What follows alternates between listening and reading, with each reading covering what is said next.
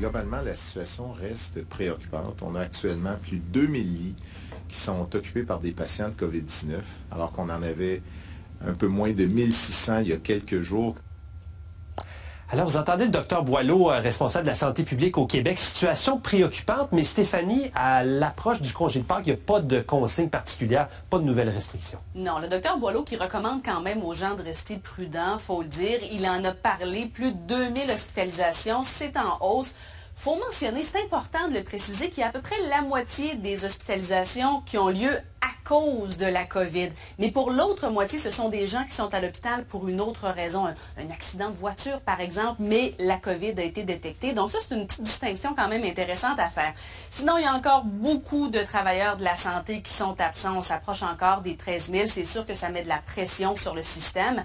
Ceci étant dit, le docteur Boileau dit qu'on connaît mieux le virus, que les gens sont vaccinés et que les gens sont en mesure de prendre également des décisions un peu plus éclairées justement à l'approche de la fin de semaine de Pâques. L'idée ici, c'est de gérer son propre risque. Donc, on ne veut pas normer ça en disant pas plus que tant de personnes, etc. Puis encore moins dire aux gens de ne pas se voir à Pâques.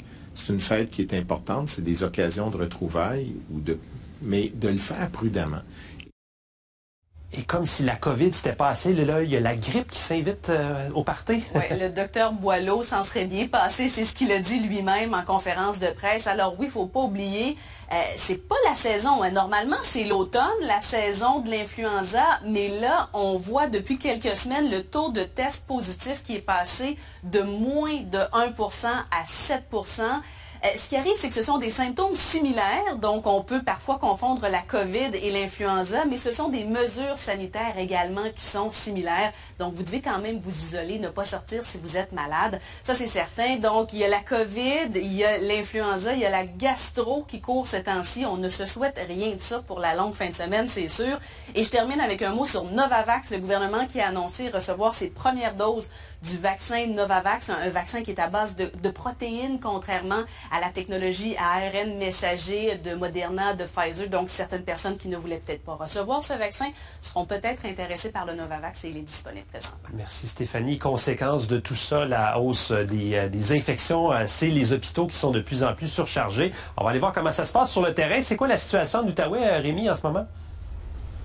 Eh bien, ce qu'on voit, c'est que la 6e vague, elle touche tout le Québec, mais l'Outaouais n'est pas épargné. Si on regarde les cas ils sont en augmentation, lundi, on comptait 865 cas actifs en Outaouais et mardi, c'est passé à 935, une augmentation de 70 cas, un peu plus de 8% en une seule journée. Et du côté des hôpitaux, parce que oui, l'indicateur des cas, avec le dépistage qui a été modifié, les règles de dépistage, ce n'est pas l'indicateur sur lequel on se fie le plus, mais si on regarde du côté des hospitalisations, là aussi, il y a une progression, même plus rapide.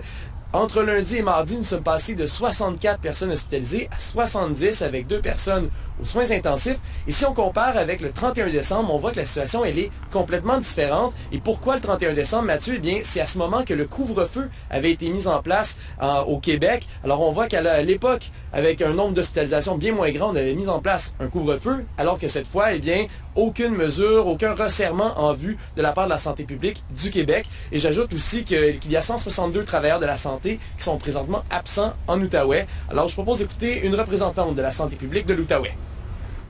La majorité des personnes hospitalisées présentement en Outaouais en lien avec la COVID-19 ont un diagnostic secondaire de COVID-19. Donc, ils sont hospitalisés pour une autre cause que la COVID, mais ils ont été identifiés comme des cas durant le processus d'admission. Alors oui, on est à l'hôpital avec la COVID, mais pas nécessairement à cause de la COVID. Est-ce qu'on doit se préoccuper de la progression, Rémi? Mais je vous dirais que quand on regarde ces chiffres-là, oui, ça peut être inquiétant, mais j'en ai discuté avec le microbiologiste et enseignant au cégep de l'Outaouais, Patrick Filion. Ce qu'il me dit, lui, c'est qu'il le voit toute cette situation avec un certain réalisme, mais aussi un certain optimisme. Il croit que la 6e vague, elle va ralentir, elle va casser même selon ses propos d'ici quelques semaines. Mais par contre, il avoue qu'il a été surpris. On n'est pas à l'abri donc de cette 6e vague-là, on la vit. Mais je crois, dans un avenir assez rapproché de quelques semaines, on devrait voir cette 6e vague-là se casser. Retour du beau temps, on va être plus à l'extérieur, les fenêtres vont être plus ouvertes. Donc, c'est ça le nerf de la guerre, c'est d'avoir une meilleure aération, dans le fond, limiter les charges virales qui sont présentes dans nos lieux de travail, dans nos écoles, etc. En terminant, Mathieu, on recommande du côté du CISO d'aller chercher sa dose de rappel, que ce soit la 3e ou la 4e. Pour l'instant, 58,2% des résidents de l'Outaouais qui sont admissibles ont obtenu leur 3e dose. Merci Rémi. Merci à vous.